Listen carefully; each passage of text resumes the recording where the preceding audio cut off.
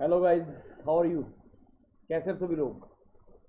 आज मैं आपके लिए एक बहुत ही बढ़िया सा प्लानिंग या स्ट्रेटजी आपके सामने डिस्कस करने वाला हूँ। ये आपकी जो प्लानिंग है आपके नीट के 2020 एग्ज़ाम के लिए है।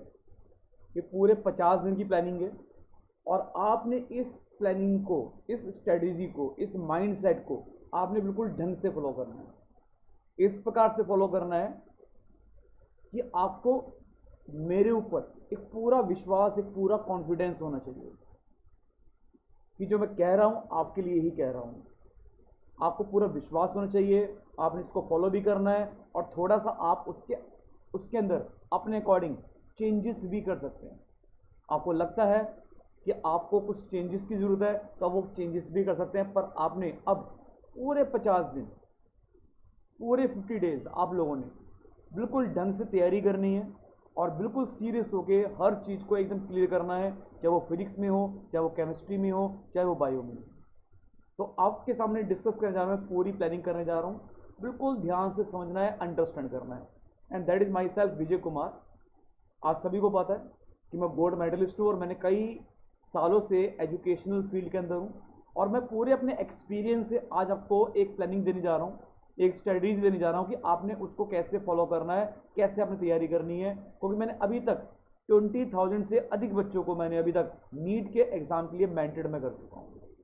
मैं उसी एक्सपीरियंस से आप लोगों के सामने एक प्लानिंग रखने जा रहा हूँ। ठीक है, आई होप आपको समझ में आएगी और आप उसको फॉलो भी करेंगे। सबसे बच्चों, पहली बात, हम जो डॉक्टर बनने की प्लानिंग कर रहे हैं, हम जो नीट को क्वालिफाई करने की, नीट को क्रैक करने की प्लानिंग कर रहे हैं, वो क्यों कर रहे हैं?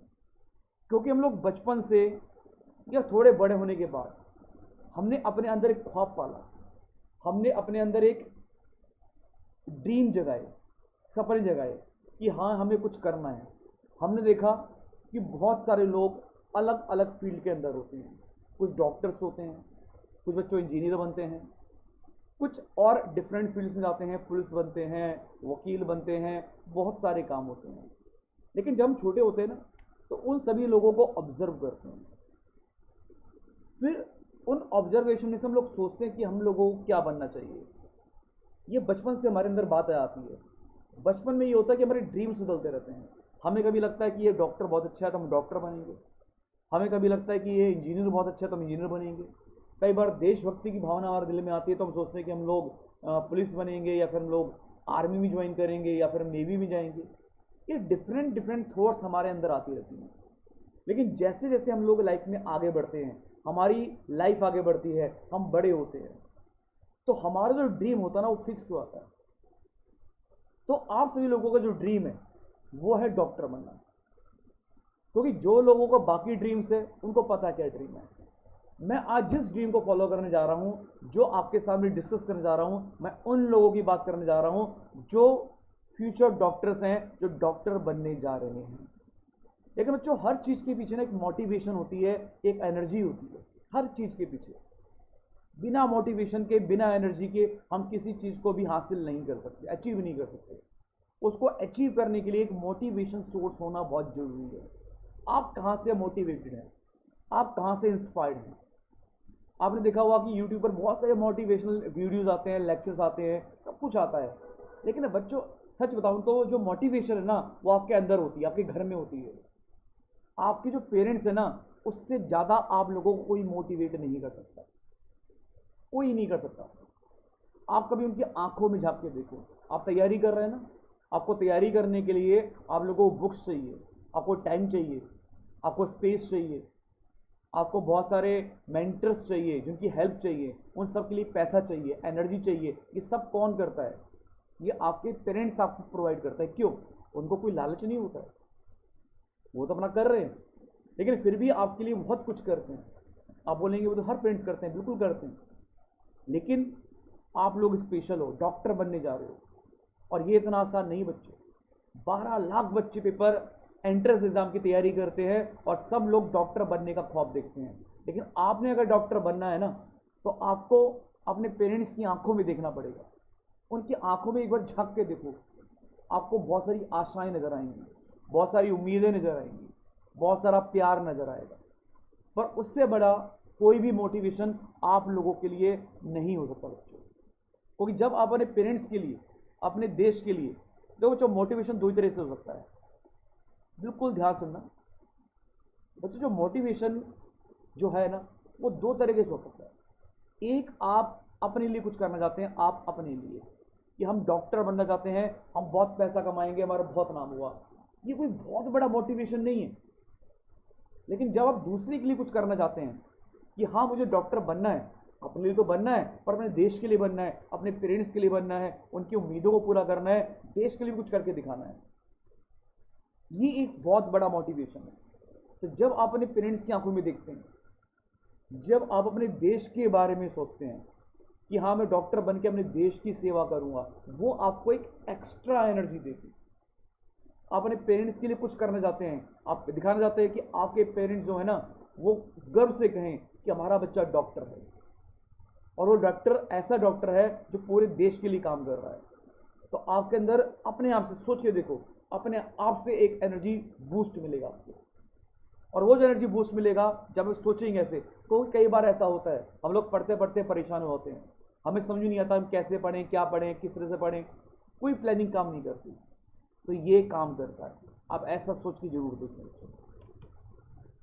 No love is greater than mom's love, and no care is greater than dad's care, and you know it very well. आपको पता है बाकी जो भी प्यार होता है दिखावा हो सकता है, लेकिन ये नहीं हो सकता। बाकी जो केयर होती है वो दिखावा हो सकती है, लेकिन बच्चों ये नहीं हो सकती, क्योंकि ये कोई सेल्फिशनेस नहीं होती है। वो अपने लिए नहीं सोचते, वो आपके लिए सोचते हैं। आपसे, आपके लिए सबसे बढ़िया, सबसे अच्छी चीज़ जो लोग सोच सकते हैं वो आपके पेरेंट्स सोच सकते हैं। वो हमेशा आपके लिए जो भी सोचेंगे अच्छा सोचेंगे। हो सकता है कि आपकी थिंकिंग कभी उनसे मैच ना करती हो। कभी आप कहते हैं कि हर बार पेरेंट्स को पढ़ने के लिए बोलते हैं, ऐसा करने के लिए बोलते हैं, लेकिन वो इसलिए बोलते हैं उनको पता है कंपटीशन बहुत टफ है, उन्होंने इस कंपटीशन को फेस किया है, उन्होंने इस कंपटीशन को देखा है, इसलिए वो जानते हैं कि अगर आप इस समय बहक गए या तैयारी नहीं कर पाए तो फिर आप आगे उस ऊंचाई तक नहीं बढ़ पाएंगे जहां तक आप सोचते हैं, आपके पेरेंट्स सोचते हैं। लेकिन इसके अलावा वो आपके लिए बहुत सारा प्यार रखते हैं, बहुत सारा स्नेह रखते हैं और बहुत सारी केयर रखते हैं। The best feeling in the world is to know that your parents are smiling because of you. आपके पेरेंट्स, जब आप कुछ अच्छा करके देखो, कभी भी आपने कभी छोटे छोटे, आप लोग छोटे छोटे बातें सोचा करो। आप जब किसी छोटे टेस्ट में अच्छा करते हैं, आपके स्कूल में कोई टेस्ट होता है या आपने कोई टेस्ट दिया उसमें अच्छा परफॉर्म करते हैं, उनके अंदर एक खुशी सी होती है, उनके अंदर एक स्माइल सी आती है। और जब आप किसी टेस्ट में उतना अच्छा नहीं कर पाते तो ऐसा नहीं को आपको उल्टा सीधा कहते हैं, कुछ कहते हैं, पर वो आपको समझाने की कोशिश करते हैं। समझाने के कई तरीके हो सकते हैं। हो सकता है वो आपको गुस्से में कुछ बोले, प्यार से समझाएं। कई बार पेरेंट्स ज़्यादा एग्रेसिव होते हैं, बच्चों को पीड़ भी देते हैं, लेकिन मोटिव एक ही है भाई, मोटिव एक ही है। इसके अलावा आपके गुस्सा करता कौन है? गुस्सा वो ही ज़्यादा करता है जो प्यार से ज़्यादा करता है। ये बातों को पता है। तो इस बात को आपने ध्यान में रखना है और कभी भी उनके प्रति कोई नेगेटिव थिंकिंग लेके नहीं आनी है। और जब आप ऐसा कर पाएंगे तो आप पॉजिटिवली अपने जो एम है उसकी तरफ बढ़ पाएंगे, 100% बढ़ पाएंगे। और उसको बढ़ने के लिए फिर आप प्रैक्टिस करेंगे, मेहनत करेंगे।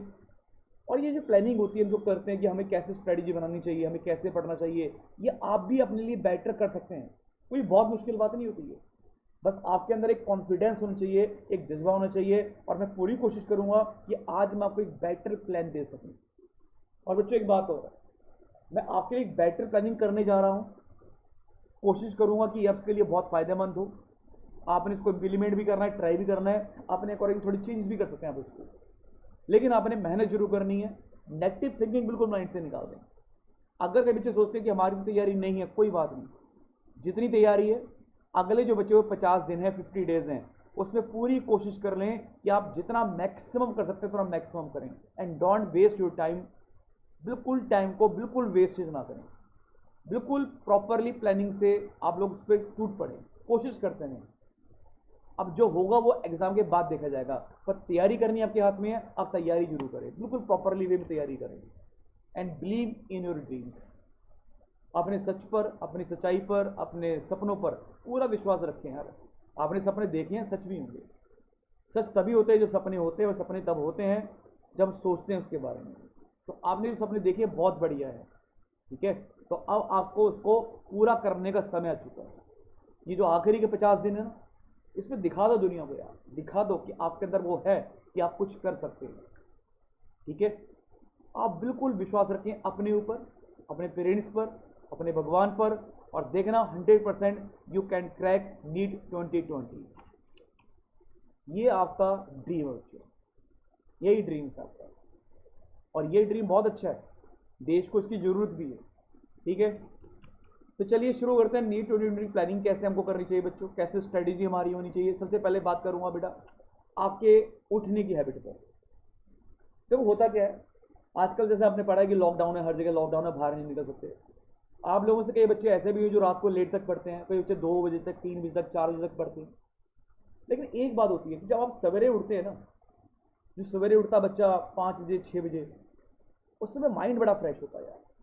आप सवेरे 5 बजे उठ गए, 6 बजे उठ गए, 1 घंटा आप अपने योगा करो, अपने आप को माइंड फ्री एकदम करो। घर से बाहर नहीं निकल सकते, घर बैठ के योगा कर सकते हो, थोड़ी एक्सरसाइज कर सकते हो, उससे माइंड ज़्यादा फ्रेश होता है। आप थोड़ा सा सुबह सुबह जूस ले लें, चाय ले लें, है ना। तो सुबह सुबह उठने का बड़ा फ़ायदा है, क्योंकि माइंड बड़ा फ्रेश रहता है। सुबह सुबह 7 बजे जो पढ़ाई होती है ना, उससे बेटर पढ़ाई फिर पूरे दिन नहीं हो सकती। और सुबह 7 बजे पढ़ने के लिए आपको सुबह 5, साढ़े 5 या 6 बजे उठना पड़ेगा। आप जरूर उठें ऐसा करके, थोड़ा सा अपने आप को टाइम दें, सोचने के लिए टाइम दें कि आज मुझे दिन भर में क्या करना है।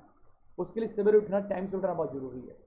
योगा करें, ठीक है, थोड़ा अपने बारे में सोचें, थोड़ी एक्सरसाइज करें, बच्चों से बातें करें, पेरेंट्स से बातें करें, ठीक है। जो कुछ करना है 1 घंटा आप अपने ऊपर दें, और उस 1 घंटे के अंदर आप अपने आप से एक विश्वास कर लें, एक अपने आप से प्रॉमिस कर लें कि आज मुझे इस दिन में ये पूरा करना है आज। तो एक सुबह उठने की एक अच्छी सी हैबिट डालें, बहुत हैबिट डालें। आप अगर 5 बजे तक पढ़ते हैं तो आप सुबह 3, रात को 3, 2 बजे तक पढ़ते हैं, तो 1 बजे तक पढ़ लें, पूरा टाइम आपको खाली मिलेगा अगले दिन। डोंट वरी अबाउट दैट, ठीक है। एक बढ़िया प्लानिंग बन जाएगी हमारे लिए। तो एक कोशिश करें कि आप 5 बजे उठ सकते हैं तो सबसे बेटर काम तो है 5 बजे उठना, और नहीं उठ सकते हैं तो 6 बजे उठ जाएं, डोंट वरी अबाउट दैट। फिर क्या करें, जब आपने 1 घंटा अपने को दे दिया, अपने में क्या दिन मतलब होगा कि आपने एक्सरसाइज कर ली, कुछ ड्रिंक ले लिया, थोड़ा आराम कर लिया, थोड़ा बैठ गए, थोड़ा रेस्ट कर लिए, अपने आप से प्रॉमिस कर लिया कि आज मुझे ये करना है। उसके बाद क्या करें, अब जो करें वो आपके लिए डू एंड डाई है। डू एंड डाई का मतलब ये नहीं है कि हमें मर जाना है, ये है कि हमारा एग्जाम 26 जुलाई को है, डेट हमारे पास आ चुकी है, और आपको मान के चल लें, आप ये मान के चल लें कि ये आपके लिए एक लास्ट चांस है, लास्ट चांस। कुछ बच्चे कहते हैं कि ये हो सकता है एग्जाम पोस्टपोन हो जाए, पता नहीं क्या हो यार, हो सकता हो जाए, हो सकता ना हो, आपको इससे बिल्कुल मतलब नहीं है। आप तो ये मान के चलो कि आपका एग्जाम 26 जुलाई को है तो है, आगे जो होगा वो होगा, देखी जाएगी, सबके साथ होगा। पर आप ये मान के चले कि आपका एग्जाम 26 जुलाई को 100% है, और यह मान के चले कि यह तुम्हारा एक लास्ट चांस है, इसके बाद तुम्हारे पास कोई चांस नहीं है। इस चांस को लास्ट चांस मान लो, this the do and die for you. तभी आप उतनी एनर्जी लगा पाएंगे। तो आप मान के चलें कि इस चांस के बाद आपको और कोई चांस नहीं मिलने वाला, इस चांस को आप अपना आखिरी चांस मान लें। सबसे पहले क्या करें, सबसे पहले आप अपने मेंटर फिक्स कर लें। आप जैसे बहुत सारे बच्चे जो होते हैं, जैसे आप लोग की ऑफलाइन क्लासेस तो ऑफ हो चुकी हैं, है ना। तो जब आपकी ऑफलाइन क्लासेस चलती थी तो आपके मेंटर्स फिक्स थे ना, कि फिजिक्स वाले सर ये होंगे, केमिस्ट्री वाले सर ये होंगे, मैथ्स वाले सर ये होंगे। अब आप क्या कर रहे हो, ऑनलाइन पढ़ाई कर रहे हो। बच्चा ऑनलाइन में क्या होता है कि बच्चा ना बहुत तरफ उसका माइंड डाइवर्ट होता है। ऑनलाइन पढ़ाई के अंदर बच्चों का माइंड बहुत तरफ डाइवर्ट होता है कि ये सर भी अच्छा पढ़ा रहे हैं, ये सर भी अच्छा पढ़ा रहे हैं, ये सर भी अच्छा पढ़ा रहे हैं, तो ऐसा करते चलो तीनों से पढ़ लेते हैं। एक एक सब्जेक्ट के हम 3-3 मेंटर्स से हम लोग डिस्कस कर रहे हैं। नहीं बेटा, एक मेंटर जो होगा ना उसके समझाने का तरीका अलग होगा, कॉन्सेप्ट बताने का तरीका, कॉन्सेप्ट तो एक ही हुआ पर बताने का तरीका अलग अलग होगा। उससे आपको कन्फ्यूजन हो जाएगी, कन्फ्यूजन हो जाएगी, माइंड डाइवर्ट हो जाएगा। आप कंफ्यूज हो गए। इस समय कंफ्यूजन होना एक बहुत ही भयंकर प्रॉब्लम है बच्चों। आप इसको इस समय बर्दाश्त नहीं कर सकते, क्योंकि अब 50 दिन ज़्यादा दिन नहीं बचेंगे। तो आप लोग अपने मेंटर फिक्स कर लें, जिनसे आप पढ़ाई करना चाहते हैं ना, वो मेंटर फिक्स कर लें। वो चाहे मैं हूँ, चाहे कोई और सर हो, चाहे वो केमिस्ट्री के सर हो, चाहे वो बायोलॉजी के सर हो, आप अपने मेंटर्स बिल्कुल फिक्स कर लें। अब एक पे भरोसा कर लें, बिल्कुल एक पे भरोसा कर लें, क्योंकि जब मेंटर्स फिक्स कर लेंगे ना, तो आपको ज़्यादा टाइम भी खराब नहीं करना पड़ेगा अपनी ऑनलाइन क्लासेस में। आपको पता है कि इन सबकी क्लास सिस्टम आएगी, बस वो हमको 2 से 3-4 घंटे पढ़ना है बस। मैक्सिमम टाइम कहाँ गुजारें? अपनी सेल्फ स्टडी पे चले जाएंगे। अब आपका टाइम आ गया है, you will devote maximum time towards your self study. आपने कम से कम दिन में, कम से कम ज़्यादा नहीं बेटा, 10 आवर्स की सेल्फ स्टडी करनी है। कम से कम 10 घंटे की सेल्फ स्टडी पर चले जाएं। ऐसा नहीं है कि मैंने आपको बोला कि सपोज करो कि आपको 3 घंटे फिजिक्स करनी है, 3 आवर्स आपने फिजिक्स पर देने हैं। अगर मैंने ऐसा बोला तो इसका मतलब ये नहीं कि आपने लगातार 3 घंटे फिजिक्स ही करनी ना, ऐसा नहीं हो सकता। 3 घंटे फिजिक्स बच्चा लगातार करेगा तो उसका माइंड खराब हो जाएगा। दिन में 24 घंटे होते हैं, 3 से 4 घंटे आप अपनी मेंटरशिप पे लगा लो, कुछ टाइम अपने लिए लगा लो। लेकिन फिर 10 घंटे जो है उसको कैसे करने हैं? जैसे मान लो फिजिक्स पढ़ने बैठ गए, जब फिजिक्स पढ़ने बैठ गए आपने सपोज करो कि मान लो कि टॉपिक उठा लिया, जैसे मैं आजकल इलेक्ट्रोस्टैटिक करा रहा हूँ, मैं उसके आज शाम को रात को उसके 30 क्वेश्चन पोस्ट करने वाला हूँ, 30 क्वेश्चन की मैं डिस्कशन करने वाला हूँ रात को। तो 30 क्वेश्चन की भी डिस्कशन करने वाला हूँ, तो आपने पहले क्या करना है, वो क्वेश्चन जब देखने हैं ना तो खुद से देखने हैं। जैसे मैंने पहला क्वेश्चन बोला, मैं कर रहा हूँ, पर आपने साथ साथ क्वेश्चन करना है। ऐसे करके करते हैं, मान लो सपोज करो कि आपने सपोज करो कि मान लो आपने 10 क्वेश्चन कर लिए, आपको 10 क्वेश्चन के बाद लगा यार नहीं अब मैं थक गया हूँ। देखो मैं तो 30 क्वेश्चन कर जाऊंगा क्योंकि मुझे पूरे दिन में 30 क्वेश्चन करने हैं, पर आपने तो 10 घंटे स्टडी करनी है। अगर आप 10 क्वेश्चन करने के बाद आपको लगता है, फील होता है कि फीलिंग सम टायर्ड, कोई फिजिक्स में जब 10 क्वेश्चन करते हैं अच्छे लेवल के करते हैं तो लगता है कि थोड़ा सा आपको रेस्ट चाहिए हो, तो आप थोड़ा सा अपने आपको रेस्ट दें, थोड़ा सा रेस्ट दें अपने आपको। 15 मिनट, 20 मिनट, 15 गाना मैंने सुन, बाहर घूम के आए, टहल के आए। बाहर का मतलब थोड़ा आसपास अपनी गली के अंदर, ठीक है। कुछ थोड़ा सा ड्रिंक ले ले, कोल्ड ड्रिंक, चाय, दूध, जो भी आपको बेटर लगे, थोड़ा सा अपने रिलैक्स कर लें। तो ऐसा जरूरी नहीं कि 3 घंटे का टाइम है लगातार 3 घंटे। 3 घंटे का मतलब है कि कुल मिला के सेल्फ स्टडी जब फिजिक्स की कर रहे हैं उसमें 3 घंटे अपने डिवोट जरूर करने हैं, पर वो ब्रेकअप करके भी कर सकते हैं। जैसे बायो में अगर सपोज करो आप 4 घंटे दे रहे हैं, 3 घंटे दे रहे हैं, पर बायो में आप लोग का इंटरेस्ट अगर बन जाता है, देखो किसी चीज में अगर इंटरेस्ट बन जाता है तो 3-4 घंटे कोई बहुत बड़ी बात नहीं है। आप 3 के 4 घंटे भी दे पाते हैं, आपको पता नहीं चलता। जिसमें आपको लग रहा है कि भाई मेरा माइंड नहीं थक रहा है, लगातार चलते चला जा रहा है, आप करते चले जाए। जिसमें को लग रहा है कि थोड़ा सा मुझे रेस्ट चाहिए, आप रेस्ट जरूर दें। पर पूरा दिन जब देखें, एनालाइज करें, तो आपको लगना चाहिए कि अब मैंने पूरे 10 घंटे की स्टडी कर ली है, मैंने इतने घंटे केमिस्ट्री कर ली है, इतने घंटे फिजिक्स कर ली है, इतने घंटे बायो कर ली है। और जितना मैंने कर लिया है मुझे लग रहा है कि हाँ यार मैंने कुछ सीख लिया है।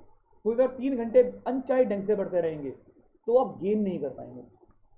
तो अनचाहे ढंग से नहीं, मनचाहे ढंग से पढ़ना है, पीछे ब्रेक दे दे के पढ़ना। आपने पूरी कोशिश करनी है कि जितना आप लोग आज पढ़ रहे हैं उसको रिवाइज कर रहे हैं। और एक बात और, आप अपने साथ ना शॉर्ट नोट्स बनाते जाएं, short notes. But short notes का मतलब होता है कि शॉर्ट नोट्स का मतलब होता है SHORT, सॉरी, शॉर्ट नोट्स का बेटा मतलब होता है ये नहीं कि आपने बहुत लेंथी लेंथी नोट्स बनाए, आप स्पेशल पॉइंट्स लेते चले जाएं, स्पेशल पॉइंट्स कि भाई मैंने ये टॉपिक पढ़ा, इसका स्पेशल पॉइंट क्या है। हो सकता कोई वो स्पेशल पॉइंट मैंने बता रखा हो या किसी सर ने बता रखा हो सकता कोई ऐसा फार्मूला हो जो बहुत डिफिकल्ट हो, आप उसको भूल जाते हो। जैसे बहुत सारे फार्मूले हम लोगों को याद रहते हैं, पर बहुत सारे पॉइंट्स हम लोगों को याद नहीं रहते। मैं एग्जांपल देके बताता हूँ। कई बार मैं बच्चों से बोलता हूँ इलेक्ट्रिक पोटेंशियल निकालें, बच्चा फार्मूला बोलता है K3/R। मैं बोलता हूँ यार इलेक्ट्रिक पोटेंशियल को वर्क डन की फॉर्म में निकालना है, बच्चा फार्मूला नहीं बता पाता। उसका फार्मूला होता है वर्क डन बराबर पोटेंशियल बराबर में work done to move charge. बच्चा ये वाला formula most of the time भूल जाता है।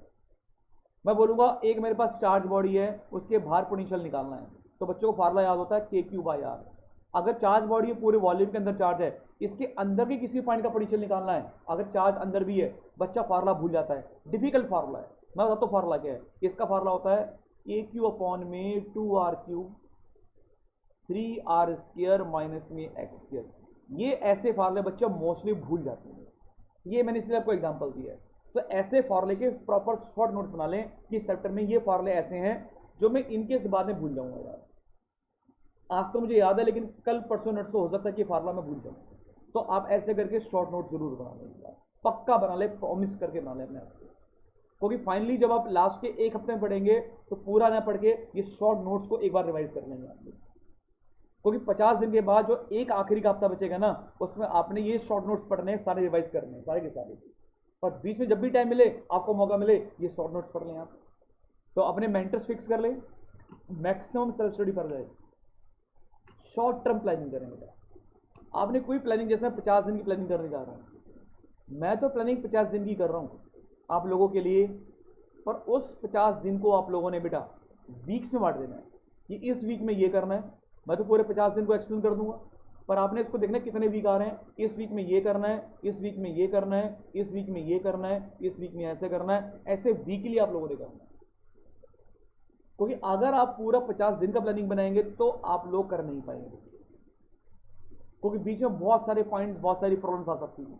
आपने एक वीक का तय कर लिया कि मुझे इस एक वीक में ऐसे करना है, इस वीक में मुझे 2 चैप्टर या 3 चैप्टर मान लो फिजिक्स के करने हैं, 2 चैप्टर मुझे 3 चैप्टर मान लो केमिस्ट्री के करने हैं, 3 चैप्टर मुझे सपोज करो बायो के करने हैं। तो आप एक वीक का प्लान बना लें कि मुझे इस वीक में ऐसे करके ये प्रॉपर कर लेना है। जैसे वीक का प्रॉपर प्लान बनाएंगे और 10 घंटे आपको डेली पढ़ना है, उसके अकॉर्डिंग आपको पता कि मैं इतना कर लूंगा क्लियर। तो फिर जब वीक खत्म हो सकता है कि किसी दिन आप 10 घंटे पूरे ना पढ़ पाए, हो सकता आप 8 घंटे पढ़ लिए, किसी दिन 6 घंटे पढ़ लिए, किसी दिन ज़्यादा भी पढ़ लिया, ऐसा भी सकता है। पर एवरेज एक हफ्ते का 70 आवर्स आएगा, आना चाहिए। और जो आपने चैप्टर सोचे हैं वो चैप्टर्स आपके पूरे के पूरे होने चाहिए। आपका एवरेज जो ड्यूरेशन है पर डे का वो 10 आवर्स निकलना चाहिए, कि जब हमारा एक वीक कंप्लीट हो गया है, हमने पूरा वीक पढ़ लिया है, तो मैंने 70 आवर्स पूरी सेल्फ स्टडी कर ली है। हो सकता है किसी दिन मैंने 10 से 8 घंटे पढ़ा हो, पर एक दिन मैंने 12 घंटे भी पढ़ा है, एक दिन मैंने 14 आवर्स भी पढ़ा हुआ। तो आपने शॉर्ट टर्म प्लानिंग करनी है, वीकली प्लानिंग करनी है, आपने मंथ की कोई प्लानिंग नहीं करनी है, कोई मंथली टाइम नहीं बचा, ओनली वीकली प्लानिंग। ठीक है, इस ओवर में हमें कितना करना है, अगले ओवर का अगले ओवर देखेंगे। जब होता है ना बहुत बड़ा स्कोर होता है, आपने क्रिकेट मैच देखा हुआ, कई बार टीम बहुत बड़ा स्कोर चेज करती है, तो उस वाले केस में क्या कहते हैं, वो 25 ओवर का नहीं बनाते कि 25 ओवर में जितना स्कोर चाहिए, वो कहते हैं या मुझे इस एक ओवर में क्या करना है, या मुझे 5 ओवर में इतना करना है, 5 ओवर में जितना करना है। हो सकता है किसी एक ओवर में रन कम हो जाए, किसी एक ओवर में रन कम आ गए, पर अगले ओवर में इसको कंपनसेट कर देना है। हो सकता है कि हर बॉलर के बॉलिंग में हम लोग इतना रन नहीं ले पाएंगे, पर 2-3 बॉलर ऐसे हो सकते हैं जिसमें हम लोग अच्छा स्कोर कर सकते हैं। बिल्कुल बिल्कुल वैसे ही सोचना है, बिल्कुल वैसे ही सोचना है, बिल्कुल टू द पॉइंट। 5-5 ओवर का छोटे छोटे प्लान बनाएंगे, होता है। ठीक है, कई बार बैट्समैन आउट भी होता है, कई बार हम थक भी जाते हैं, बीमार पड़ जाते हैं। तो आपने शॉर्ट टर्म प्लानिंग बच्चों करनी है, और कितने आवर्स करनी है, देखो मेरे हिसाब से आपको 10 आवर्स डेली देनी चाहिए, 10 आवर्स। फिर आप पर डिपेंड करता है कि आपकी अभी तक की तैयारी कैसी है। अगर आपको लगता है कि अभी तक की तैयारी बहुत परफेक्ट है, बहुत परफेक्ट तैयारी है, और आप अगर डेली 8 आवर्स भी देंगे तो भी आपके लिए काफ़ी है, इट्स ओके। आप बेटर समझ सकते हैं, आपके बारे में आप बहुत बेटर समझ सकते हैं। और किसी को लगता है कि नहीं यार 10 आवर्स कम है मेरे लिए, मैंने अभी कम की है, तो आप 12 आवर्स भी ले सकते हैं। तो आप अपने अकॉर्डिंग अपने नंबर ऑफ आवर्स बिल्कुल फिक्स कर लें कि भैया मुझे इतने घंटे देना है और इतने घंटे में मुझे इतना कुछ करना है। तो आप एक शेड्यूल बना लें कि मुझे 10 घंटे पढ़ने हैं, 8 घंटे पढ़ने हैं, 12 घंटे पढ़ने हैं, वो आप पर डिपेंड करेगा, आपकी कंडीशन पर, आपने पिछली कैसे स्टडी कर रखी है उस बात पर डिपेंड करेगा। आपने पिछली तैयारी बहुत बढ़िया है, आप कम भी दे सकते हैं, और कम टाइम में आप ज़्यादा क्वेश्चन भी कर सकते हैं। किसी फिजिक्स बहुत बढ़िया है, 3 घंटे देने की जरूरत नहीं है, 2 घंटे में भी कर सकते हो आप।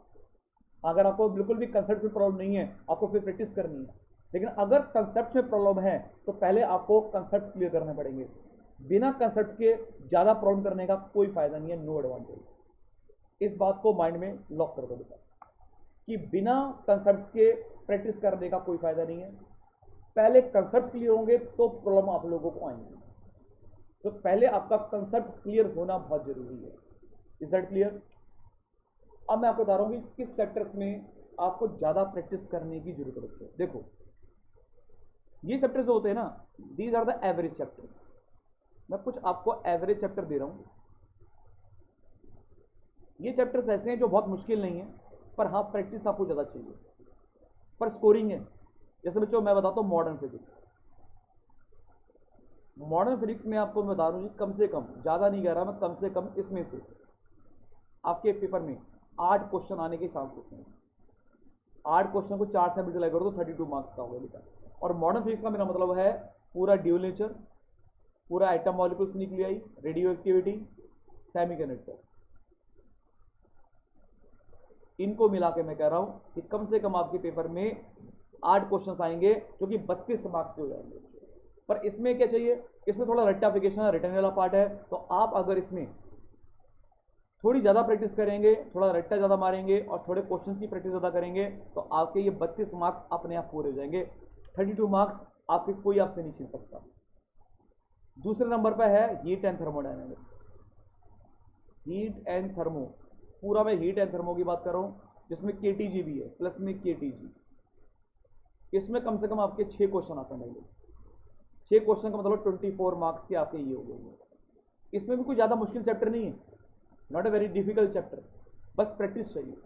क्वेश्चन की वेरिएशन बहुत होती है और क्वेश्चन की वेरिएशन ज़्यादा है तो आपको प्रैक्टिस चाहिए। ये 24 मार्क्स आप उसमें गेन कर सकते हैं। फिर मैं आपको आता हूँ जो बहुत ही ज़्यादा नंबर के आते हैं जी, जो मैं आजकल रिवाइज कर रहा हूँ उसकी बात कर रहा हूँ मैं।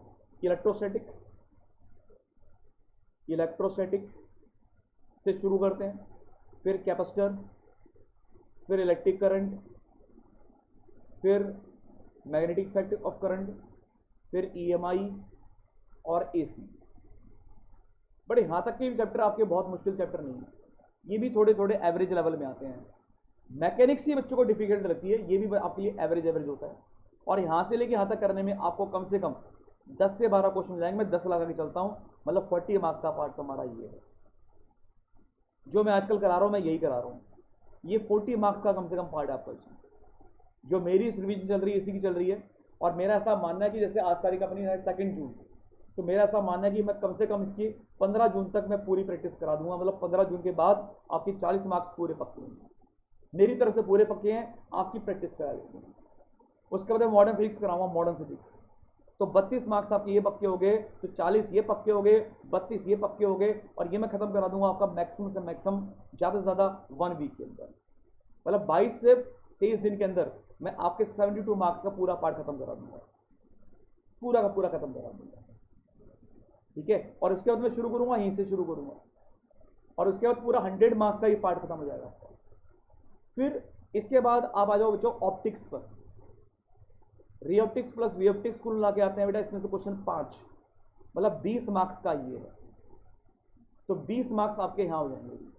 तो ये चैप्टर ऐसे हैं जिनमें आपको ज़्यादा प्रैक्टिस करने की जरूरत है। जो चैप्टर एवरेज हैं, मतलब ना आसान मुश्किल क्वेश्चन, ना बहुत आसान क्वेश्चन आता है ना बहुत मुश्किल क्वेश्चन आता है, पर ये तकरीबन हो गए 32 मार्क्स। तो बच्चों ये हो गए तुम्हारे 32 मार्क्स, ये हो गए 24 मार्क्स, ये हो गया 40 मार्क्स, ये हो गया, और 20 मार्क्स ये हो गया। तो लगभग अंदाजे से बता रहा हूँ 4 2 6, 3 2 5, 5 2 7, 7 और 4 11, 116 मार्क्स की जो एवरेज चैप्टर आपके है ना, ये आपका पार्ट में पहले कराऊंगा। पहले मैं करा रहा हूँ कोई इलेक्ट्रोस्टैटिक वाला पार्ट, फिर मॉडर्न फिजिक्स कराऊंगा, फिर मैं आपको हीट वाला कराऊंगा, फिर मैं आपको ऑप्टिक्स वाला कराऊंगा। हो सकता है कि पहले ऑप्टिक्स कराऊंगा और फिर मैं हीट वाला कराऊंगा, ठीक है। पर ये पार्ट में आपका इस मंथ के अंदर पूरा खत्म कर दूंगा, 116 मार्क्स तक कंप्लीट खत्म। ये पार्ट वो चैप्टर्स हैं जिसके मैक्सिमम क्वेश्चन आते हैं, मैक्सिमम। अब कुछ फार्मुला बेस्ड क्वेश्चन होते हैं बेटा। फार्मुला बेस्ड क्वेश्चन जैसे आपका हो गया यूनिट्स एंड डायमेंशन, सीधा फार्मुला याद होना चाहिए यूनिट्स एंड डायमेंशन से, ठीक है। जैसे मॉडर्न फिजिक्स से सीधा क्वेश्चन आता है, फार्मुला बेस्ड क्वेश्चन आता है, मॉडर्न फिजिक्स से क्वेश्चन आता है। हीट एंड थर्मोडायनेमिक्स से कई बार थोड़े बढ़िया क्वेश्चन आते हैं, पर कई बार मोस्टली हीट एंड थर्मोडायनेमिक्स से फार्मूला बेस्ड क्वेश्चन ही आते हैं। ऑप्टिक्स से मोस्टली फार्मूला बेस्ड क्वेश्चन ही आते हैं। और बताऊं तो आपको मैं वेव्स चैप्टर से, जो चैप्टर वेव्स है उससे भी फार्मूला बेस्ड क्वेश्चन आते हैं। तो ये चैप्टर्स वो है जिसमें सीधा फार्मूला बेस्ड क्वेश्चन बनते हैं हमारे। जैसे आपको बताया मैंने इलेक्ट्रोस्टैटिक बताया, मोस्टली केस के अंदर फार्मूला बेस्ड क्वेश्चन ही आता है।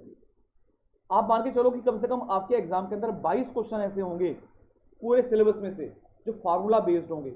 अगर आपको फार्मूला याद है तो आपको इन फॉर्मूले इन क्वेश्चन से 22 क्वेश्चन में ज़्यादा सोचने की जरूरत नहीं पड़ेगी। 88 मार्क्स आप इजीली गेन कर लेंगे अगर आपको पूरे सिलेबस के सारे फार्मूले याद है तो।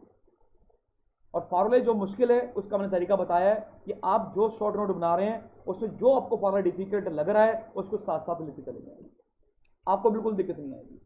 अब मोस्ट डिफिकल्ट चैप्टर में देखो आता हूँ आपको। मोस्ट डिफिकल्ट चैप्टर में जो आपका आता है ना बच्चों, एक आता है वेव्स। सुनने में लगता है कि यार नहीं वेव्स होना तो मुश्किल है, पर है बेटा, इसमें आपको टाइम लगाना पड़ेगा। एक पूरी आपकी मैकेनिक्स मान के चलो, पूरी मैकेनिक्स, एक पूरा आपका चैप्टर फ्लूइड मैकेनिक्स वाला एवरेज है, पर इसमें कई बार चैप्टर मुश्किल क्वेश्चन आता है। इसके थोड़े कम क्वेश्चन आते हैं इसलिए मैं थोड़ा इसको कम वेटेज देता हूं, पर आपको इसमें थोड़ा ज्यादा मेहनत करने की जरूरत है बेटा। जैसे मैकेनिक्स में rotational motion, centre of mass और वर्क एनर्जी इन पावर, इसको मैं जुलाई के फर्स्ट वीक में शुरू कर दूंगा, जुलाई के फर्स्ट वीक में शुरू करूंगा मैं, क्योंकि अगर मैं इसको पहले करता तो आप जब तक भूल जाओगे तो प्रॉब्लम क्रिएट हो जाएगी। तो ये मैं बिल्कुल एंड में जुलाई के फर्स्ट वीक में शुरू करूंगा बेटा। इसको खत्म करने के बाद मैं ये कराऊंगा और फिर एंड में मैं ये कराऊंगा।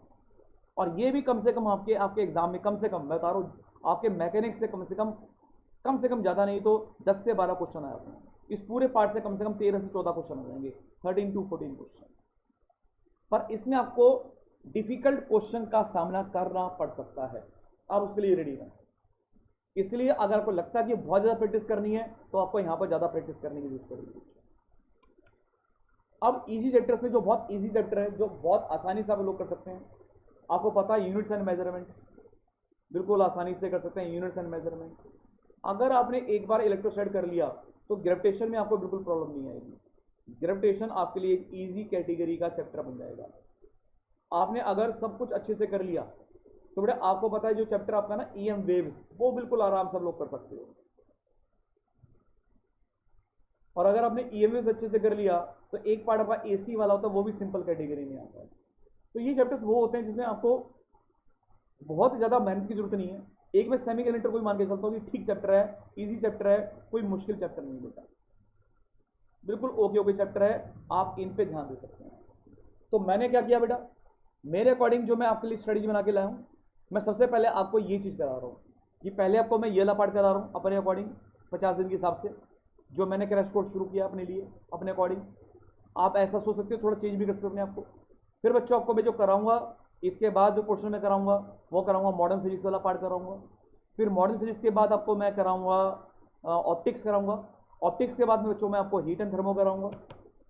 उसके बाद आप अगर आपको लगता है कि ये चैप्टर में आप टाइम निकाल सकते हैं तो आप मेरे हिसाब से ये चैप्टर खत्म कर दें, अपने आप से खत्म कर दें, ठीक है। उसका जो आपको मैं बच्चों 11th कराऊंगा तो पहले आपको मैकेनिक्स कराऊंगा, फिर मैं आपको एसएसएम के बाद वेव्स कराऊंगा और लास्ट में कराऊंगा फ्लूइड मैकेनिक्स। मैंने इस तरह से स्ट्रेटजी बना रखी है, ये प्रॉपर स्ट्रेटजी है, मेरे अकॉर्डिंग प्रॉपर स्ट्रेटजी है, क्योंकि जिसमें ज़्यादा क्वेश्चन आते हैं, जैसे आपका 12th का पार्ट है बेटा, 12th के पार्ट में से 60% क्वेश्चन आते हैं। अगर 60% आ रहे हैं, 45 का 60% क्वेश्चन आप निकाल लो तो बेटे ये क्वेश्चन बहुत ज़्यादा हो जाएंगे। आप 12th भी ढंग से कर लोगे ना। अगर कई बच्चों को लगता है 11th स्ट्रॉन्ग नहीं है, कई बच्चा इसलिए भी अफसोस में होता है कि यार हमारी 11th तो बहुत वीक है, अब मेरी 11th बहुत वीक है तो मैं एग्जाम कैसे क्लियर करूंगा। चिंता मत करो यार, 12th का 60% पार्ट आपके एग्जाम में आता है, 60% पार्ट 12th ही ढंग से कर लो। 180 मार्क्स का आपका एग्जाम होता है, 180 मार्क्स का, इसका 60% बेटा पार्ट निकाल लो। 8 सिंग 48, 8 4 12, 128 मार्क्स। कुछ तो आता हुआ 11th का, डायमेंशन तो आता हुआ ना, ग्रेविटेशन तो थोड़ा बहुत आता हुआ। तो बेटा आप इसमें भी अगर कोशिश करोगे ना तो 120 से 140 के बीच में स्कोर कर जाओगे, अगर आपने ढंग से कर लिया तो इसलिए आप अपने को कभी वीक मत समझो यार, आप अपने को कभी अंडर एस्टिमेट मत करो यार। हमारी प्रॉब्लम क्या होती है कि हम अपने आप को दूसरे के रिस्पेक्ट में अंडर एस्टिमेट कर लेते हैं कि नहीं यार इससे बहुत आता, मुझे कम आता है। ऐसा कुछ नहीं है यार, ऐसा कुछ नहीं है। कई बार आपने देखा हुआ कि बड़ी बड़ी टीम भी फेल होती है, कोई मैच हारती हैं, और कई बार जिनको लगता नहीं कि हमें जीत पाएंगी वो टीम जीतती हैं, क्योंकि उनके अंदर कॉन्फिडेंस ज़्यादा होता है यार। तो कॉन्फिडेंस, 1983 का वर्ल्ड कप याद है? 1983 का वर्ल्ड कप किसने जीता पता है किसी को? इंडिया ने जीता था ना, इंडिया को कोई पूछता नहीं था उसमें, कोई नहीं पूछता था कि यार इंडिया जीत सकती है, वेस्ट इंडीज, ऑस्ट्रेलिया, इंग्लैंड, लेकिन फिर भी इंडिया ने टॉप किया था क्योंकि सेल्फ कॉन्फिडेंस था। उनको लगा था यार उनको कुछ, उनके पास कुछ खोने को नहीं है, जो होगा वो पाएंगे। तो आप भी ये सोचें कि आपके पास खोने को कुछ नहीं है, क्योंकि एग्जाम अगर नहीं हुआ इनकेस तो फिर सब कुछ खराब हो जाएगा ना। तो ये मान के चलो आपके पास खोने को कुछ नहीं है, सिर्फ सब कुछ पाने को है। आपके पेरेंट्स आपके सबसे बड़े मोटिवेशन है, आपका कंट्री आपके लिए सबसे बड़ा मोटिवेशन है, आप उनके लिए सोचें इसको, ठीक है। और बेटा ये आपका लेवल है, ये मैंने आपको पहले भी बता रखा है बी लिए कि 60% जो पार्ट है वो बिल्कुल ईजी आता है। 60% मार्क का मतलब हो गया बेटा 120 मार्क्स का पेपर आपका आसान सा आता है। जो मीडियम आता है वो आता है 29%, 30% मान लो उसको। मतलब अगर आपका 180 मार्क्स का है तो आपका इसका अगर मैं 30% निकाल दूंगा तो 54 मार्क्स का एग्जाम एवरेज आता है। ये तो आपके हाथ में है, ये तो कर लो। 128 प्लस 54 जोड़ोगे बहुत मार्क्स है। अगर यहाँ पर नहीं भी पहुंच गए तो क्या फर्क पड़ता है, ठीक है। 11% का मतलब कितना होता है, 11% का मतलब 4 से 5 क्वेश्चन होते हैं खाली। और जिनकी तैयारी बहुत बड़ी है उसको ये भी नहीं छोड़ना बेटा, क्योंकि आपने रैंक फर्स्ट लेके आना है, आपने फर्स्ट 100 के बीच में आना है ना, तो आपने इनको भी नहीं छोड़ना। जिनकी तैयारी बहुत बढ़िया चल रही है उसको इसको भी बीट करना है बेटा, बीट करना पड़ेगा। और जब बीट कर दोगे तो देखो यही होगा, जैसे आप इसको बीट करोगे तो जो पहले कुछ और लिखा था ना, पहले यहाँ पे लिखा था ऐसे करके लिखा था, आपने अपनी डिक्शनरी में पहले ये लिखा था, आपने पहले अपनी डिक्शनरी में बच्चों ये लिखा था। जैसे ही आपके अंदर कॉन्फिडेंस आएगा आप वैसे करे भागोगे, ऐसे करके ये दोनों गिर पड़ेंगे नीचे, अलग अलग हो जाएंगे। मोमेंटम कंसिडर रहेगा, मोमेंटम कंसिडर रहेगा, अलग अलग हो जाएंगे, मोमेंटम कंसिडर रहेगा और ये बोलेगा आई एम पॉसिबल। यही होगा एक्चुअल में, फाइनली बच्चों ये होने वाला है, ठीक है। तो आज आपने बच्चा इस पूरी स्टडी जो मैंने बनाई हुई है, जिस हिसाब से मैं आपको तैयारी कर रहा हूँ, आपने उसको फॉलो कर लेना है, या उसमें अपने अकॉर्डिंग आप कुछ चेंज भी कर सकते हैं। कि मैं अपना क्रैश कोर्स जो चलाने वाला हूँ यूट्यूब पर जो अपना मैं क्रैश कोर्स चलाने वाला हूँ, मैं इसी ऑर्डर में करने वाला हूँ कि पहले मैं करने वाला हूँ पूरा इलेक्ट्रोस्टैटिक्स से लेकर EMIAC तक। फिर मैं करने वाला हूँ इसके बाद आपके साथ क्या करने वाला हूँ बच्चों, उसके बाद मैं करने वाला हूँ पूरा मॉडर्न फिजिक्स। फिर मैं क्या करने वाला हूँ, फिर मैं करने वाला हूँ आपके साथ पूरा आपका ऑप्टिक्स का मैं क्या करने वाला हूँ, इसका मैं करने वाला हूँ हीट एंड थर्मो। फिर मैं जुलाई के फर्स्ट वीक में क्या करने वाला हूँ, आपके साथ मैकेनिक्स करने वाला हूँ, ठीक है। और मैकेनिक्स के बाद बच्चों में क्या करने वाला हूँ, उसके बाद मैं करूंगा SHM प्लस वेव्स, और लास्ट में करने वाला हूँ फ्लूइड मैकेनिक्स। और इसके बीच में आप लोग अपने 2 चैप्टर निकालो, एक कौन सा वाला आपको बताया मैंने, यूनिट्स एंड डायमेंशन वाला, आप लोग कर सकते हो उसको आराम से। और एक बच्चों आपने कर लेना ग्रेविटेशन वाला चैप्टर, वो भी आप आराम से कर सकते हो। तो मेरा स्ट्रेटजी प्लान बच्चों ऐसे करके है, कितने आवर्स पढ़ना है, कैसे पढ़ना है, किस प्रकार की ड्यूरेशन होनी चाहिए, कितने घंटे हमें यूट्यूब सेशन देखने चाहिए, सारा आपको मैंने बच्चों एक्सप्लेन कर दिया है। और आपने मेरे क्रैश कोर्स में आने के लिए बेटा मुझे ज़्यादा कुछ नहीं किया आपसे, मैं सिर्फ इतना चाहता हूँ कि आप मुझे मैक्सिमम सब्सक्राइब कर दें। क्यों? क्योंकि बच्चों मैं चाहता हूँ कि मैं जब इलेक्ट्रोस्टैटिक्स से जो मैंने शुरू किया, मैं AC तक पहुँचने से पहले अपने 1000 सब्सक्राइबर पूरे कर लूँ। जैसे ही बच्चों ऐसा होगा, ऐसा नहीं मुझे पैसा मिलेगा इस चीज़ का, नहीं बेटा, मुझे पैसे का लालच नहीं है। मैं आपके सामने लाइव सेशन से लेकर आया, तो live session, I want to come in front of you with my live sessions, जिसमें आपके आमने सामने बैठ के मैं बात करके, क्योंकि ये आपका मैं रिकॉर्ड कर रहा हूँ फिर मैं पब्लिश करूंगा, पर जो लाइव सेशन होता है उसकी बात अलग होती है। तो लाइव आने के लिए मुझे कम से कम सबसे पहले 1000 सब्सक्राइबर करने पड़ेंगे, जो मैं चाहता हूं कि मुझे आप 3 से 4 दिन के अंदर, 3 to 4 डेज के अंदर आप मुझे इतने सब्सक्राइबर दे दें। और जैसा ऐसे करेंगे अपने डेली सेशंस, लाइव सेशंस होंगे बच्चों, और फिर आपको मैं जब यहाँ से यहाँ पर लेके जाऊँगा आपको बहुत मजा आने वाला, बहुत मजा आने वाला। सिर्फ मजा नहीं, आप डॉक्टर बनने वाले हैं 100%, लिखवा लो मेरे से। पर मुझे इसके लिए सबसे पहले 1000 सब्सक्राइबर पूरे के पूरे करने पड़ेंगे। मैंने ठान लिया, आप भी ठान लो यार। मैं बिल्कुल पॉजिटिव तरीके से जा रहा हूँ, बिल्कुल पॉजिटिव से, और बच्चे मेरा सपोर्ट भी कर रहे हैं। सिर्फ 2 दिन के अंदर 200 सब्सक्राइबर हो चुके हैं, पर मैं चाहता हूं कि अगले 2 से 3 दिन के अंदर 1000 खत्म हो जाए बच्चों। पर ये आपने ही करना है, और ये जो मैंने बताया है ये मैं करने वाला हूं। पूरी स्ट्रेटजी को मैं ऐसे करके फॉलो करने वाला हूं। आप मेरे साथ रहें। सभी को ऑल द बेस्ट। बाकी मिलेंगे एक नए सेशन में, एक नई प्लानिंग के साथ, एक नए विचार के साथ। और आज रात को मैं 30 क्वेश्चंस सिर्फ इलेक्ट्रोस्टैटिक के डिस्कस करने वाला हूं लोगों के साथ में। रेडी रहें उस वाले टॉपिक के लिए, ठीक है। चलिए मिलते हैं नेक्स्ट क्लास में। Till then bye bye and all the best.